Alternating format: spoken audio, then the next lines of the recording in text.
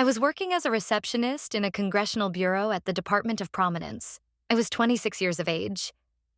Two women in my office were best friends. Their names were Lynette and Carolyn. They were always together. They arrived at work in the morning together, they went to lunch together, they took work breaks together, and they departed from work together. They ruled the office and often made my work life challenging, yet, ironically, I ended up being the one to help one of them out of a tricky situation. Lynette and I were the receptionists in my office, so we sat across from each other in the reception area. She was a senior receptionist. Carolyn worked in a separate office in our office suite, alongside my supervisor.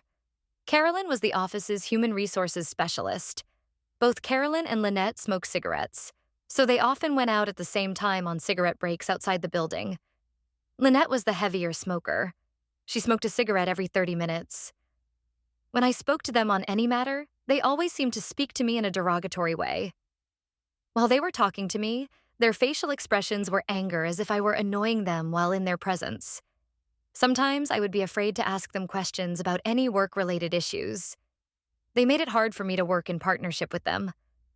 I never experienced meanness towards me in the housing projects, so I was in a world far beyond it. One day, Carolyn went out to lunch. When she returned, she smelled like a marijuana factory, and her eyes were bloodshot red. In my opinion, I figured she was high as a kite.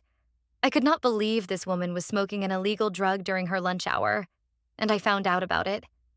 Marijuana was not legal in Washington, D.C. back in 1987. Nonetheless, I certainly knew what marijuana smelled like and how people's eyes change once the illegal drug is inside their system.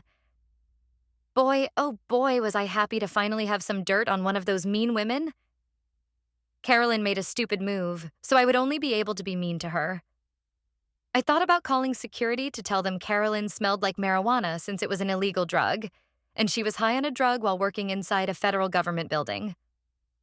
I relished that moment of striking back. After thinking for a long time about destroying Carolyn's career, I decided to tell her that she smelled like a burning marijuana plant. When I told her that, she seemed alarmed and said, "I do?" My reply was, "Yes, you smell like marijuana.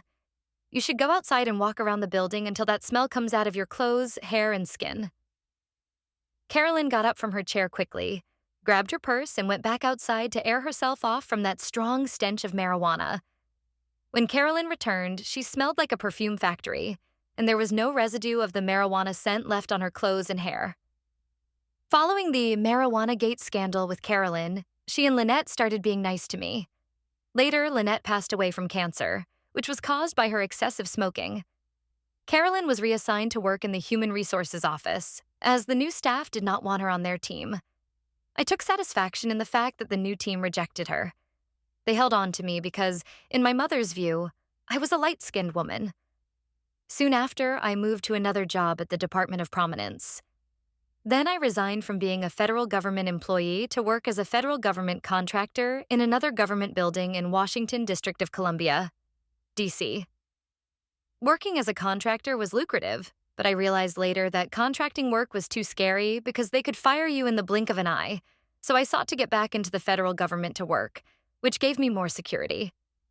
When I reapplied to go back to work in the federal government, Carolyn was the person at the Department of Prominence Human Resources Division who certified me to be selected for the position that I applied for.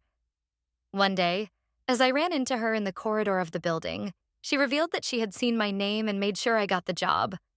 One does reap what one sows. I am glad I was never mean to Carolyn after all. You've been listening to Mia Z. Edwards. Stories. New stories arrive daily, except Saturdays and Sundays, my rest days. Until then, stay inspired.